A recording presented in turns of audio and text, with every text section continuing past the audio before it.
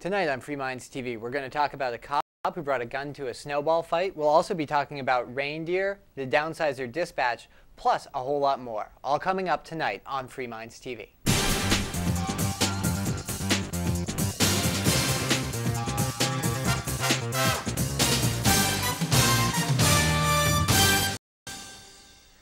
And welcome to a brand new edition of Free Minds TV, where we challenge you, the viewer, to think outside the box. It is episode 139, and as always, it is Toby here with you. And Nick. We have a whole lot to get to. It is the Christmas episode, while most of you are watching this after Christmas. It is coming out and premiering on December the 25th, so Merry Christmas to all of us, all of you out there, or Happy Holidays, whatever it is you guys are celebrating.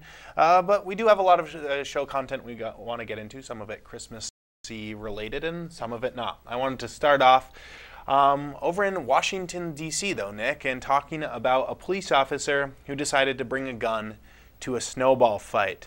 Yes, this is an officer who was not wanting to have a snowball fight. He was an undercover officer, and he showed up in Washington on the corner of 14th and U Street in his red SUV, and people pelted snowballs at it. Quite a few people pelted snowballs at it, as there were hundreds of people in the street having a giant snowball fight, which was orchestrated on the popular site Twitter and Facebook. While most people were having fun throwing snowballs at each other, Officer Detective Baylor was not. He jumped out of his red SUV with his gun drawn, ready to go after people for this. Let's just take a quick look at the video, and then we'll talk about what he could have done differently to de-escalate the situation and have a good time in the snow rather than getting all crabby pants. Let's take a look at the video.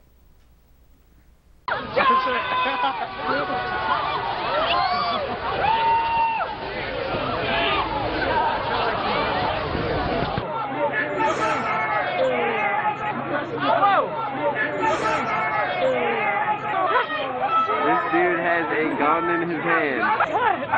They're still doing it. This guy's laughing. Are you kidding me? We're about to get shot. Okay, alright. Okay. Throw another snowball. Throw another snowball. Throw another snowball. Throw another snowball. Get back up on the curb. Get up on the curb. I'll tell you what. As soon as the man you go on the floor. You'll go be disorderly. Are you kidding me? An unmarked car and pulls a gun? It's not disorderly.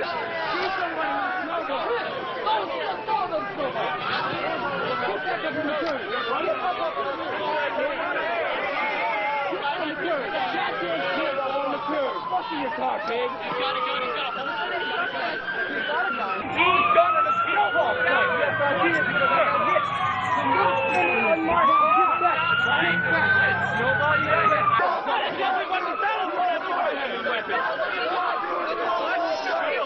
Hey, don't bring a gun to a snowball fight. Don't bring a gun to a snowball fight. Don't bring a gun to a snowball fight. Don't bring a gun to a snowball fight.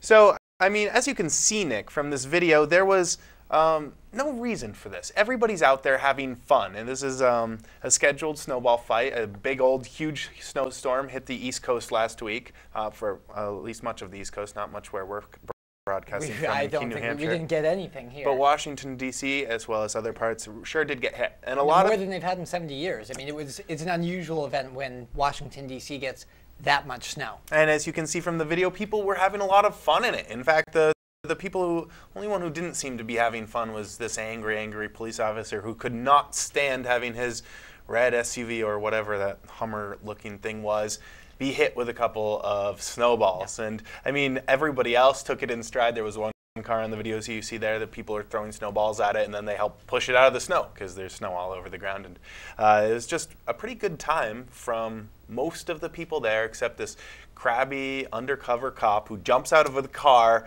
with a gun threatening to arrest people because Well, someone threw a snowball at If his somebody car. throws snowballs at your car and you jump out and pull a gun on them, you're probably going to jail and probably prison after that. But when an undercover police officer does it, at least up to this point, we don't know what's going to happen in this case. But my guess is he's probably not going to go to jail because it's acceptable for a police officer to have a bad day and pull a gun on somebody who they think is being impolite. But if I do it, then I go to prison. Yeah, and then after the initial undercover detective Baylor came out with his gun, another on-duty police officer was called to the scene and came out with his gun drawn as well. So, I mean, multiple guns being brought to what would otherwise been a fun snowball fight. I think they would have, I mean, not that it would have been appropriate, but you think they would have pulled out a taser and threatened people with that? Maybe since he was an undercover officer, Or what he didn't have about one. snowballs? That would have been That might have fun. been more appropriate. That might have definitely Could have been had a more sense of appropriate. humor. You know, I just don't get Or it. some sanity. Why the crabbiness? Why not have fun? I mean, it's a big old snowstorm. Why not have fun with the people? Hundreds of people having a giant snowball Well- fight. Are you really going to stop it? Are you going to arrest all of them? I mean, come on. At a certain point, let people be Maybe people. he was having a bad day. Not that that makes it okay, but who knows? Well, The now- holidays can be a stressful time for some people. And now he's a star on YouTube. Anyways, moving right along, there were tons of people with video cameras out there, so it's all over the place on YouTube. We'll post some of the video up on our show notes. But moving right along, Nick, I wanted to talk about something a little less holiday festive. We'll get into some more stories about reindeer and insanity that's going on over in the UK in the second half of the show. But first, I wanted to get into the healthcare debate a little bit. Last night on Christmas Eve, I mean, we're recording this a couple days before Christmas. But as of right now, it looks like on Christmas Eve, they're going to be passing this healthcare bill, or at least some kind of a version of it. And there's some pretty disturbing stuff that may be in the bill thus far. Yeah, and Senator Jim DeMint of South Carolina, a Republican, pointed out some language in the Senate bill during floor remarks, and he noted that there are a number of changes to the Senate rules in the bill. Now, there are certain parliamentary rules that are followed when legislation is being considered. It's not uncommon to see certain rules suspended or changed, but there is one provision in the bill that is somewhat disturbing. Under Section C, titled Limitations on Changes to the Subsection, and to quote directly from the language of the bill, "It shall not be in order in the Senate or the House of Representatives to consider any bill, resolution, amendment, or conference report that would repeal or otherwise change this subsection." So, what does that mean? Break that down. That's legalese, Nick. Breaking that down into English, what's that mean? well, it's a rule change, and basically what they're saying is that you're not going to be able to, the Senate nor the House, neither one is going to be able to consider changes to this legislation, to repeal it, to amend it. That's what they're saying, and that's not constitutional. I mean, you can't prohibit future Congresses from reconsidering legislation or repealing legislation. If a law is enacted by an act of Congress, it can be repealed by an act of Congress or amended by an act of Congress. Otherwise, if it's something that cannot be changed by an act of Congress, it requires a constitutional amendment, which is a much more arduous process. And that's what they're essentially was saying would be needed to get rid of this legislation is a 2/3 majority, which is essentially changing the amendment, making an amendment to the Constitution. Well, yeah, and to be clear, it does on page, if you want to read this bill from our sources here, on page 1020, it states that the Independent Medicare Advisory Board cannot be repealed by future Congresses. So this particular subsection that they're referring to. It's not to the entire bill. It's simply to the Independent Medicare Advisory Board, just to be clear. I don't really know what that means. Just one of the many, many subsections of this It's a very grossly long bill. enormous 1,000+ page bill. Yes. It's going to be costing $1 trillion+. I mean, Probably much more than that. I were the government estimates that were I'm being just given. And quoting what I heard on the news on the way to the show. But here, these Nick. programs always tend to run over costs. And we've actually talked about how a lot of these numbers are hidden over the next 10-year period, and higher and higher costs start to kick in every year down the line. So, and at one point they were going to do an audit of what this was expected to cost based on a starting point for the program that was significantly further in the future than the actual expected starting point of the program. So they were going to consider the next 10-year period, but say that I think it was 2014, say that the program started in 2014, and do the 10-year analysis on the cost on that basis. And I honestly don't recall whether that's been repealed at this point or not, but I seriously doubt that the costs are going to be as low as is being reported, by proponents of this legislation. And the costs that are being, the cost analysis that has been put out there is not low. They're saying over $1 trillion over the next 10 years. And that's the lowball estimate. Do you remember just a couple months ago, Obama making a big speech where he said this legislation will not cost one dime more? I mean, he said he wouldn't sign a bill that cost a dime more.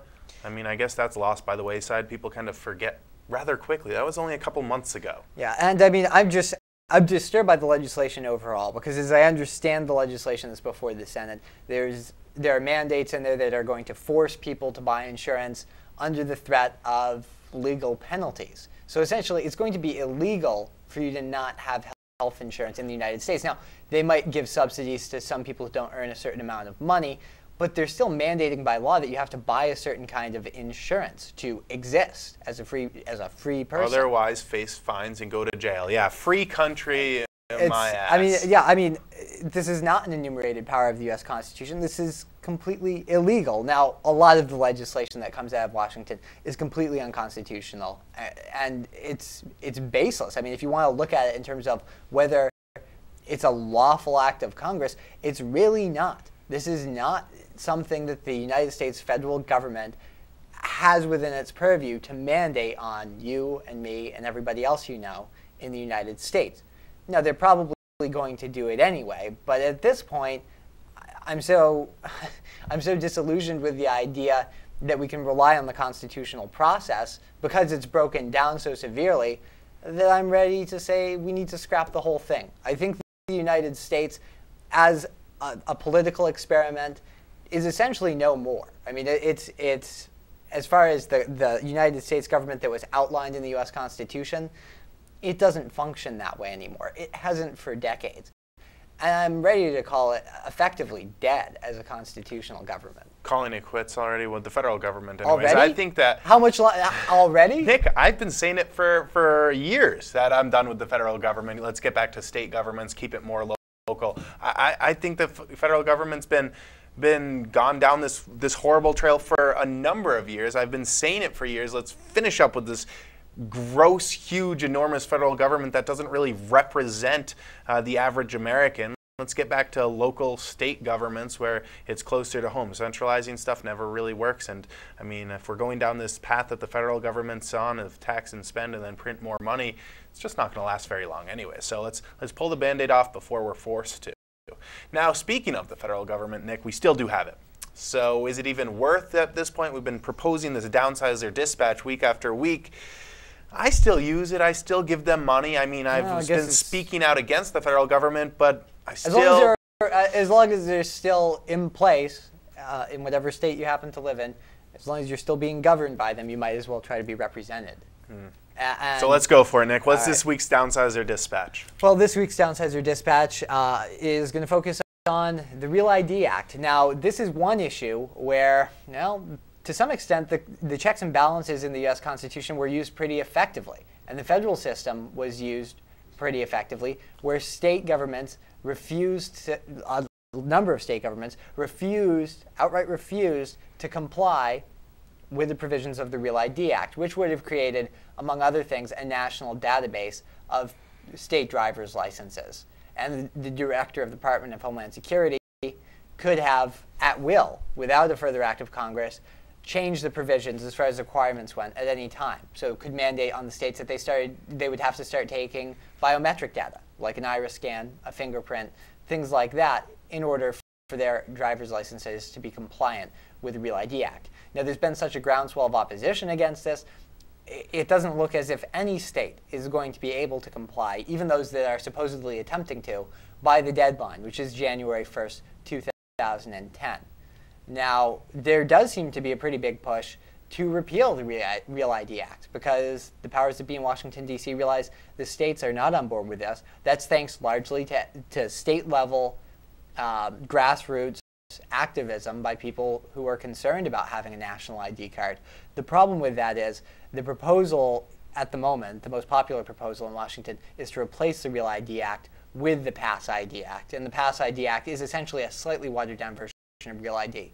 So if you'd like to see Real ID and the national ID card killed, maybe not for good, but at least for now, then not only do you need to tell your representatives in Washington to repeal the Real ID Act, you also have to tell them to replace it with nothing. And you can do that over at downsizerdc.org. Awesome. All right, Nick, I'd like to invite the viewers to log on to our website, freemindsmedia.org. From there, there's not only the television archives, but also radio archives, ways to contact and help the show, and a whole lot more, all up at freemindsmedia.org. All right, when we come back, we're going to be talking about reindeer and insanity nanny statism over in the UK, as well as pregnancy in the Army. All that and a whole lot more. Stay tuned. This is Free Minds TV.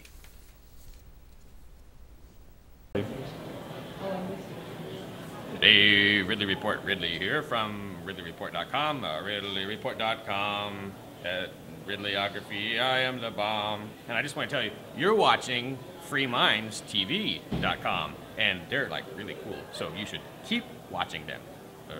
FreeMindsTV.com. They are good.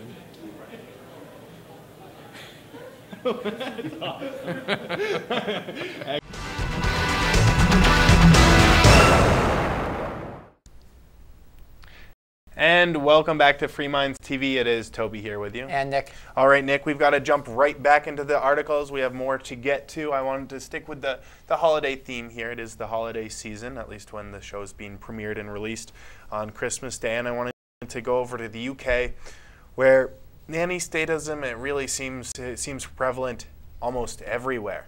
I mean, we've talked about it almost on a weekly basis about how they're banning guns, banning knives, banning spoons if you're under 18 to buy them.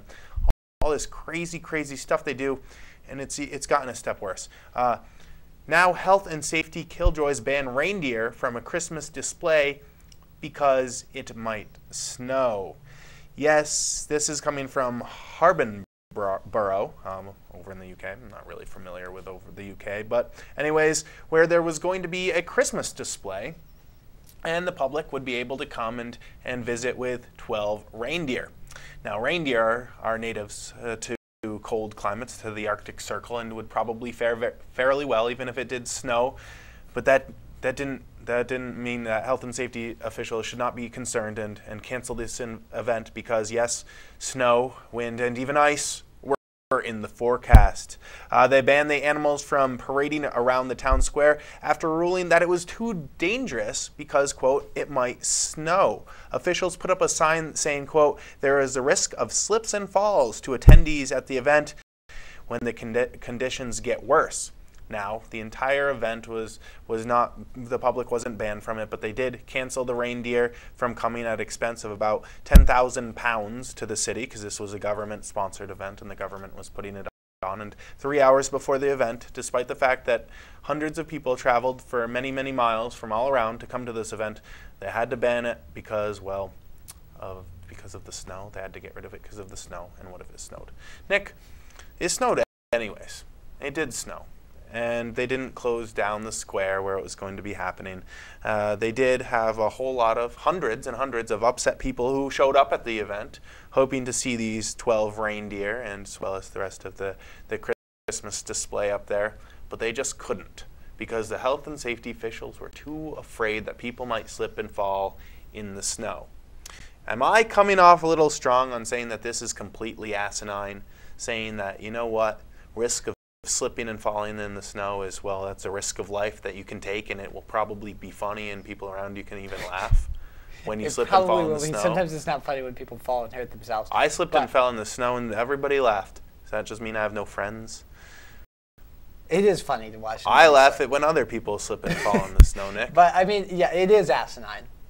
And I mean, I want to say that this is something that I'm not terribly surprised about because we do hear it coming from the United Kingdom, but the fact of the matter is this could just as easily be happening in the United States. It would not surprise me if a city government here in the United States shut down one of these events because they were concerned that it might snow at a Christmas event, heaven forbid. And I have to object to the idea that the city is spending money on bringing in reindeer in the first place. Yeah, it's kind of funny, isn't it? That's tax dollars spent during a recession. Money well spent. Let's bring in 12 reindeer from the Arctic Circle. Yes. I don't know if they came all the way from the Arctic Circle. Oh, yeah, that's true. Maybe they only came from Scotland or something. Maybe somebody, keeps reindeer. They do ranch them in Europe, I guess. I have no idea, Nick. I don't know. It just seems so ridiculous. How about put up a sign that says, if your hips are turning to dust, don't come. You might fall and break them. And one other thing I have is that the UK has this thing called Boxing Day. I've never known what it is. It's the day after Christmas. It's going to be banned soon, Nick. You can't be punching people. I don't think it's not boxing, though. If it's too dangerous to walk around in the snow, how can you be punching each other? What is Boxing Day? If there are any British, or I guess they do it in Canada too. Clean everything up and put it in a box. I don't know if that's it either. If there are any Nick, British we look or like Canadian fools. Is it punching people? Is it putting stuff in boxes? What is it? Well, I've heard two different theories. Now tell me the theories. Lay it on me, Nick. Well, because mine is either putting it in boxes and boxing up your old crap or punching each other. One theory is that there's always boxing on Boxing Day in the UK. So it is punching boxing each other. matches, but it's not about the boxing. The name came first. Okay. Or the other theory is that was the day when all the Christmas donations to the churches got opened up because they had boxes where you could donate money for the poor, and they would open the poor boxes, and then the poor would have money. Well, fascinating. If you know the truth, you can send it in. fmtv@freemindsmedia.org is We're the Americans. email address. We don't know the answer to that. Yeah, we've never had a Boxing Day. I have seen that on the calendar, and I just figured it was time to watch the fight on TV. They put Canada in parentheses, though, because I don't know many Americans who do it. I don't know any Americans. Well, we don't even know what it is. Maybe we do know Americans that do it every single day. We just don't know what they're doing.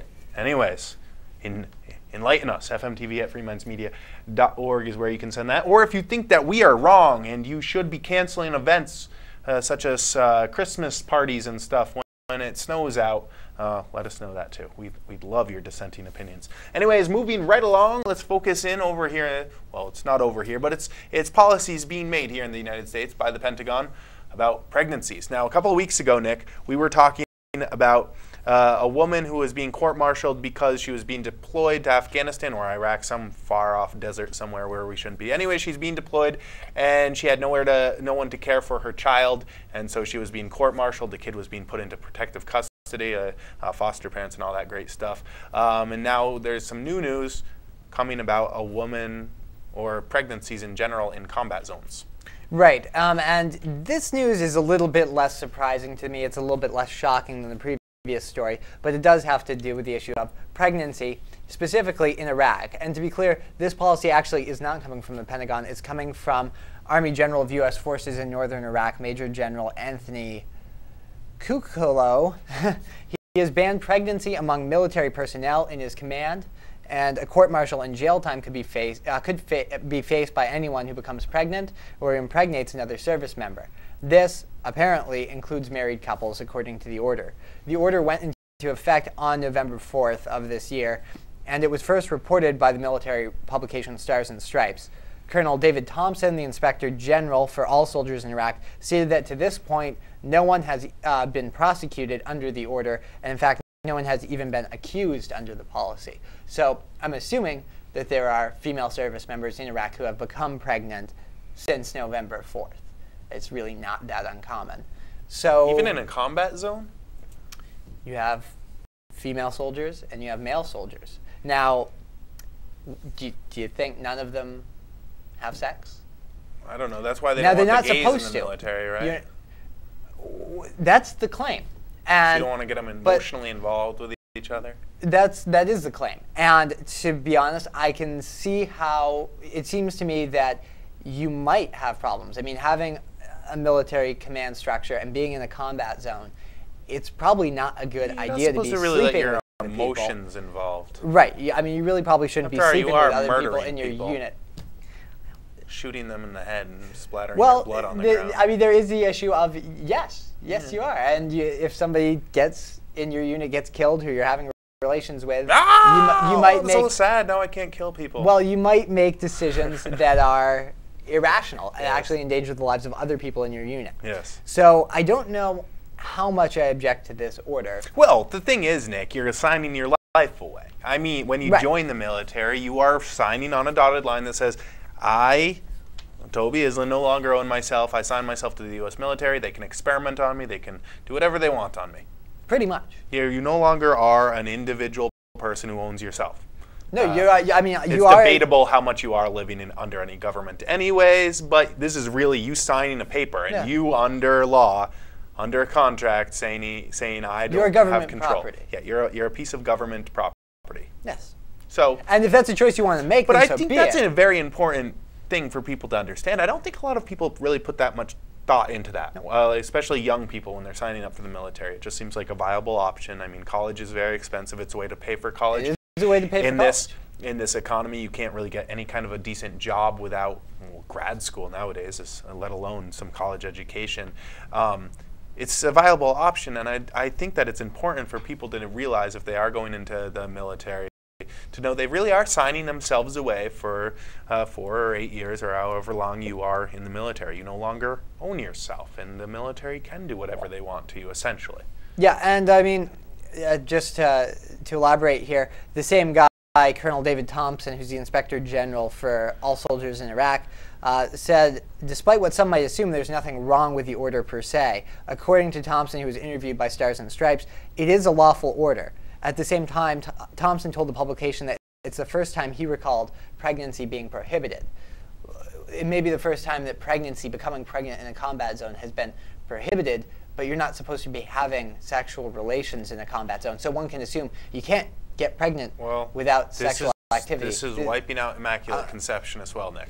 So, I mean, not very Christmassy, but previously there could be the second coming of Christ, or I guess for the Jewish folks it would be the first coming, but not anymore. Well, I guess the second coming, he's already been born, isn't he? He's just going to descend from the heavens. I'm not Jewish. I don't know how. See, this is why I'm not religious, Nick.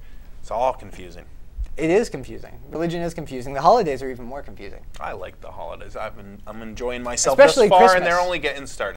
We have an elf who lives at the North Pole, and we cut down evergreen trees and put them inside our homes. Now, neither of those things really have much to do with Jesus. You know, I was talking to someone the other day, and they said that they're trying to spread this new idea. Instead of Santa Claus, it's not Santa that brings the presents. It's actually the tree. When you cut it down and you bring it inside, it's actually pooping out the gifts on Christmas. So that's the idea? That's the new myth to be spreading around. Getting rid of this fat man coming down chimneys. I mean, it's equally. I mean, you're thinking about stuff. Either way is kind of silly. I love it though. I think it's great. Why would a tree make gifts for you? Just killed the tree. Yeah, it's pooping. It's its last dying breath. It's like, oh, I'm gonna die. I might as well give you my gifts. No, that one's not catching on. Are you serious? Yeah, that's what's going on now. Santa Claus is retiring, and trees are gonna poop out gifts. All right. Well, and it's the new tree, Nick. Anyway, spread it around. Different opinions, different thoughts. FreemindsMedia.org is the email address. Freemindsmedia.org is the web address. And join us this Sunday and every Sunday for a brand new episode of Free Minds Radio from 3 to 5 p.m. Eastern Time. Until then, it's been Toby here with you. And Nick. Have an excellent evening or night or whenever you're watching this.